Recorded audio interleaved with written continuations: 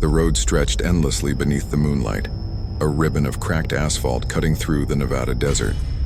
For Ethan Cole, a long-haul trucker with 30 years behind the wheel, midnight drives were nothing new.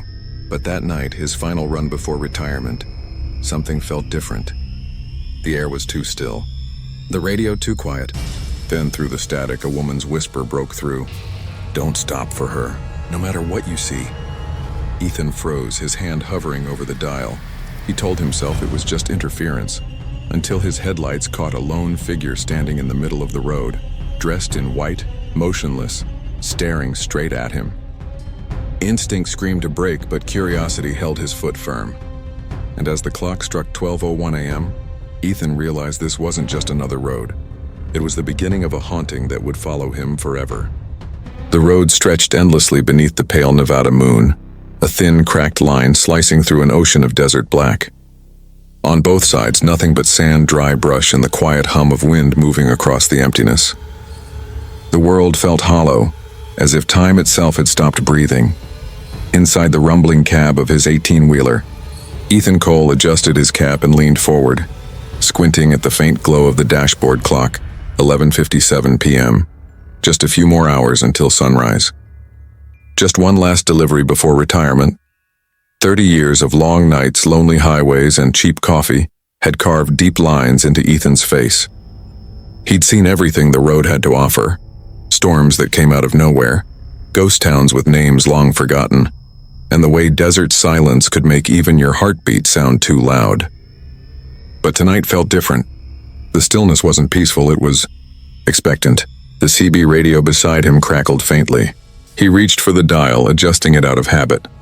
The airwaves were dead this late, usually just static and an occasional signal from a trucker hundreds of miles away. But this time, buried beneath the hiss of static, came a whisper. "Don't stop for her, no matter what you see." Ethan froze. His hand lingered on the radio, waiting for the voice to repeat. Nothing but static now. He gave a dry laugh, shaking his head. "Great. Now I'm hearing ghosts." He'd driven this same route dozens of times, the stretch between Ely and the Utah border, a lonely corridor known among truckers as Route 97. They all said the same thing: never drive it past midnight. Too many accidents, too many stories. But Ethan had never been one for superstitions. Roads were roads.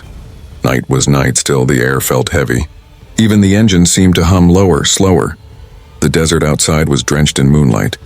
But it wasn't the gentle kind, it was sharp, silver, and cold. The clock ticked to 12:01 a.m. then. Without warning, the truck's headlights flickered.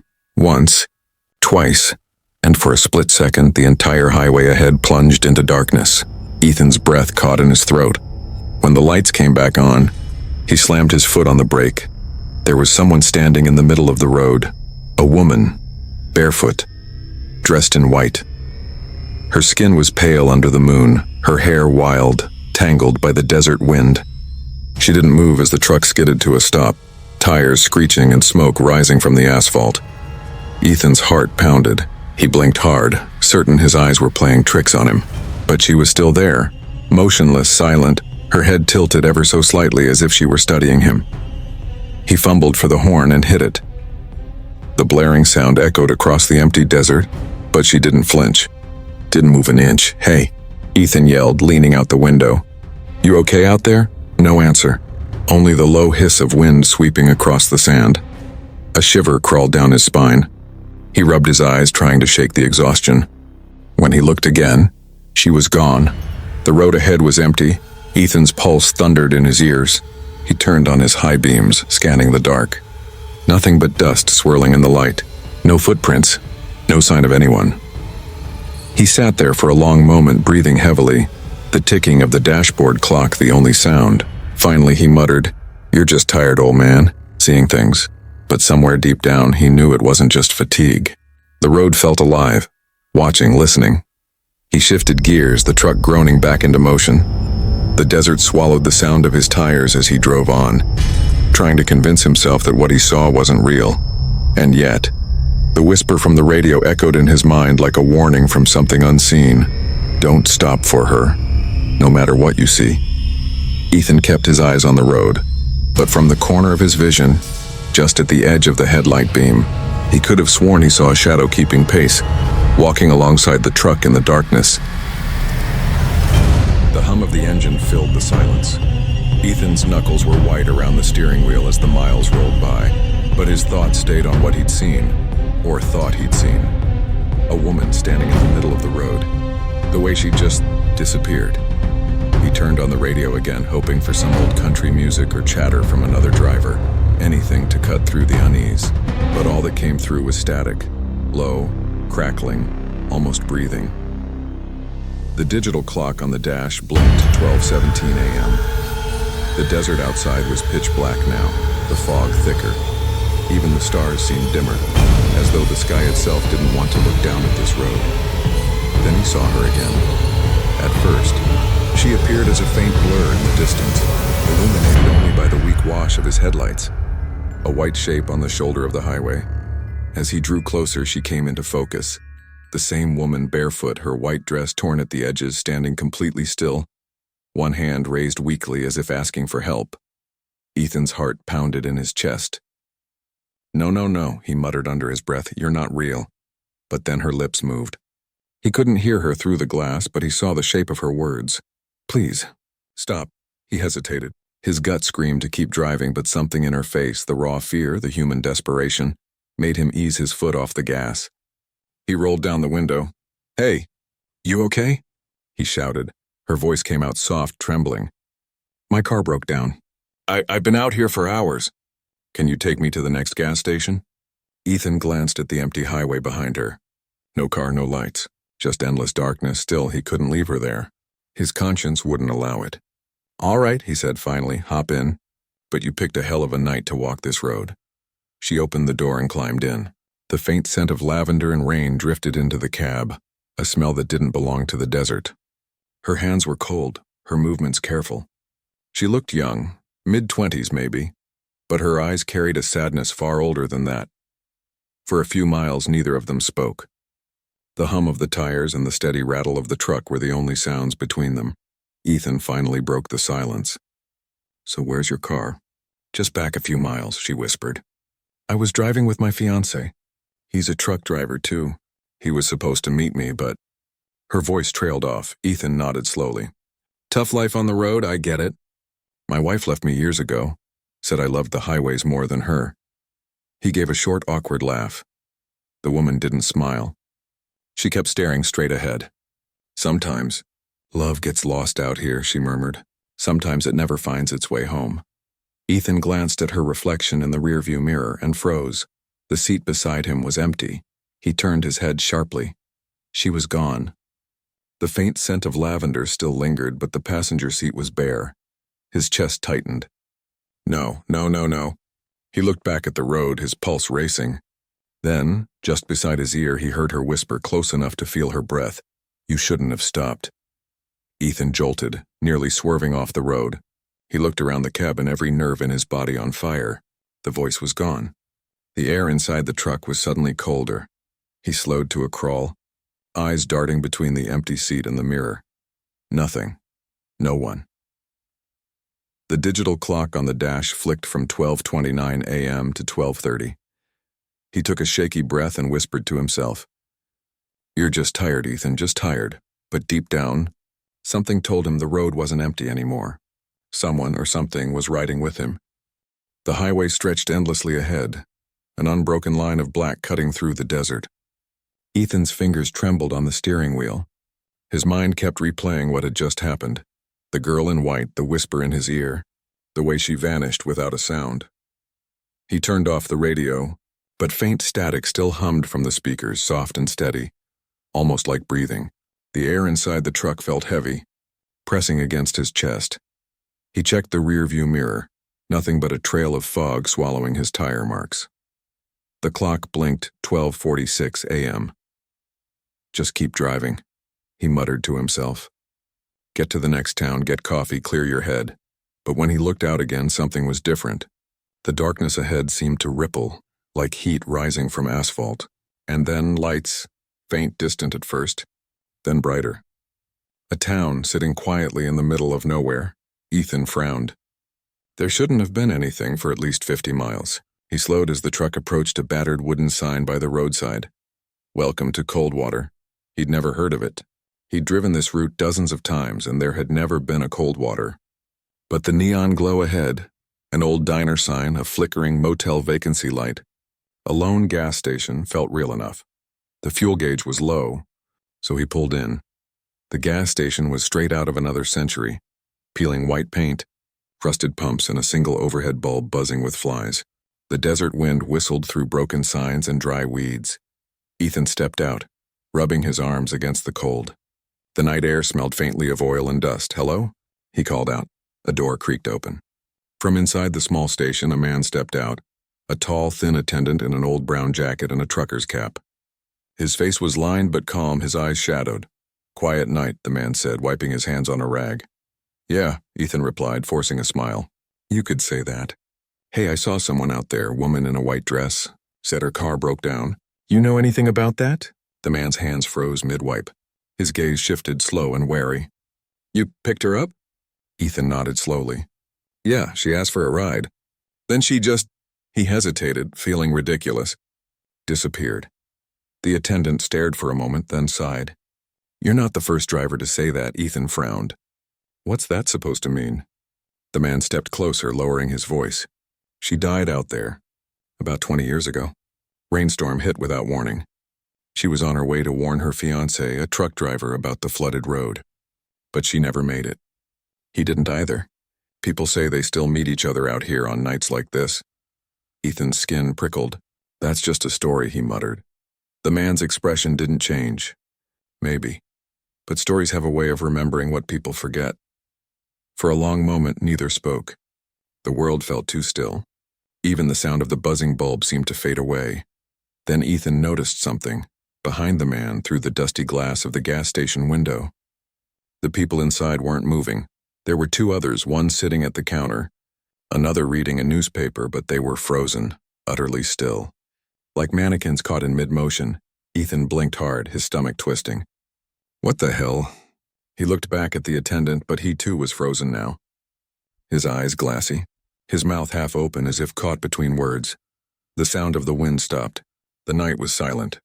Ethan's pulse roared in his ears as he took a step back. Then he blinked, just once, and everything was gone. No station. No sign, no lights.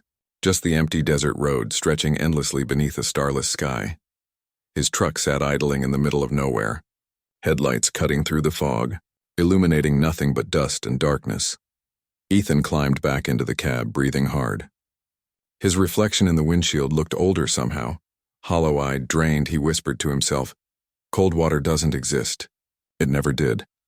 But as he shifted into gear, the faint hum of the radio came alive again. Through the static, a woman's voice whispered softly, "You found me."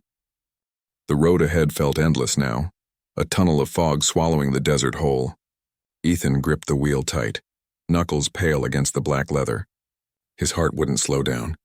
Every time he blinked, he saw her face, that pale girl, her eyes glimmering with something between sorrow and warning. The radio crackled again. He reached to turn it off, but the static pulsed louder, sharper, almost rhythmic, like breathing.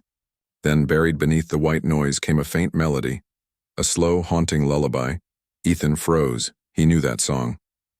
His mother used to hum it whenever storms hit their small house back in Arizona. It didn't make sense. The lullaby faded into a whisper. He never made it home. Find him. Ethan's stomach dropped. "Who are you?" he whispered. The voice didn't answer. The static cut, leaving behind an oppressive silence so deep it rang in his ears. Moments later, headlights appeared through the fog, a single flicker of light in the darkness. A roadside diner emerged, old and forgotten, the same one he thought he'd seen back in Coldwater. His instincts screamed to keep driving. But curiosity, or maybe guilt, forced him to stop. The diner's sign buzzed faintly. Open 24 hours. Inside, the faint glow of warm light revealed checkered floors, red vinyl booths, and a counter lined with empty coffee cups. He stepped inside. The bell above the door didn't ring. Hello? No answer. Only the hum of an old refrigerator and the ticking of a clock, frozen at 12:03 a.m. Then, from the corner booth, a figure moved. A man sat there, head resting against the window, His hand curled around a small silver locket. His face was familiar, not because Ethan knew him, but because he'd seen that same photo earlier.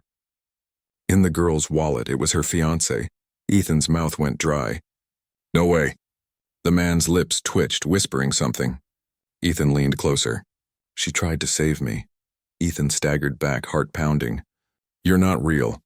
The man's eyes opened, glassy and hollow, but filled with desperate pain. "Neither are you." "Not anymore." Ethan froze.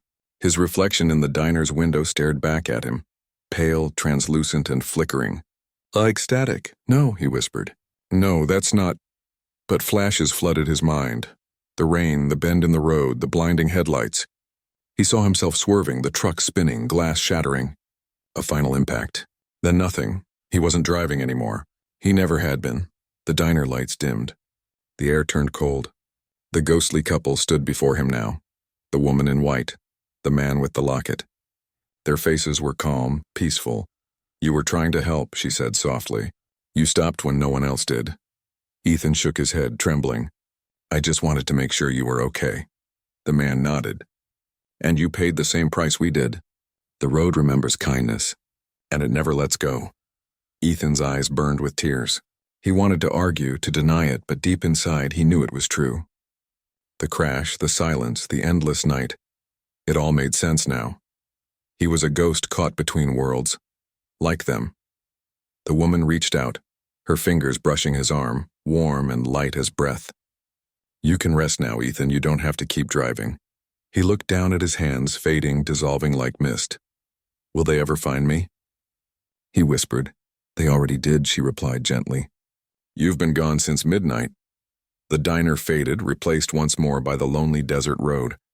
Only the hum of the truck engine remained, distant, fading, eternal. Ethan smiled faintly, tears slipping down his face. "I guess I finally made it home." And with that he vanished into the fog, the road falling silent again under the endless midnight sky. Morning crept over the horizon, painting the desert in bruised shades of purple and gold. The road stretched silent and empty, wind whispering through broken guardrails and dry brush. For the first time in hours, or maybe years, Ethan felt weightless. He stood at the edge of the highway, watching his old pickup truck rest half buried in sand. Its headlights were still on, glowing faintly through the mist. The driver's side window was shattered, and inside his body slumped over the wheel, motionless. A hollow calm filled him. He didn't feel fear anymore, just understanding. In the distance, faint sirens echoed, rescue crews too late to matter. The woman in white appeared beside him, her eyes gentle now, no longer haunted. The man, her fiancé, stood on her other side, his arm around her shoulders. They looked whole again, radiant, free of the sorrow that once clung to them like fog. Ethan turned toward them, his voice breaking softly. "So, this is it?" The woman smiled faintly. "It always ends here, but it doesn't have to end with fear." Her words floated like the wind carrying warmth through the cold desert air. "I don't understand," Ethan whispered. "I tried to help, I just wanted to do the right thing." "And you did," the man replied. "That's why you saw us. The road doesn't haunt good people, it remembers them." Ethan looked back at his wrecked truck. His phone still glowed faintly on the dashboard, showing a missed call. "Mom." He felt a sharp ache in his chest. "I never called her back," he murmured. "You still can," the woman said. "Not with words, but with peace. Every time she drives this road and feels the wind shift, she'll know you're here, watching over her." He swallowed hard, tears burning his eyes. "That's not goodbye, is it?" The woman shook her head gently. "Goodbyes are for the living. What we do here is remembering." The desert light brightened, flooding everything in soft gold. The ghosts began to fade, dissolving into the morning haze. Before she vanished completely, the woman stepped closer, whispering one final thing. "Kindness echoes louder than death. Ethan, never forget that." Her touch lingered for a moment, a warmth that sank into his chest. And then she was gone. Ethan turned back toward the road. The fog thinned. The world felt different now, lighter, almost peaceful. The endless highway that once seemed cursed now shimmered with something pure, almost sacred. He looked down at his fading hands, feeling them grow transparent in the sunlight. He smiled softly, whispering, "Guess it's time." As he began to dissolve, a lone car appeared in the distance, a woman in her 40s driving carefully along the shoulder. She slowed as she passed the wreck, her eyes wide with shock. She pulled over, hands trembling as she reached for her phone to call for help. But just before she did, a strange calm washed over her. She looked out the window, at the wind swirling through the desert dust, and for a brief moment she felt something, a presence, warm and familiar. A whisper brushed against her ear. "It's okay." "Mom, I'm home." Tears welled in her eyes, though she didn't understand why. She pressed a hand to her heart and whispered back, "I love you, Ethan." The desert wind carried her words across the highway through the morning sun until they disappeared into the silence of the horizon. The sirens grew louder in the distance, too late to save him, but just in time to remember him. And as the first rays of dawn touched the wreck, the faint hum of static filled the air once more, followed by the soft echo of a lullaby, the same one Ethan's mother used to sing. It faded gently into the wind, leaving behind only the whisper of a message that would haunt every traveler who crossed that road again. Sometimes, the lost stay behind, not to scare us but to remind us that love never really leaves the road.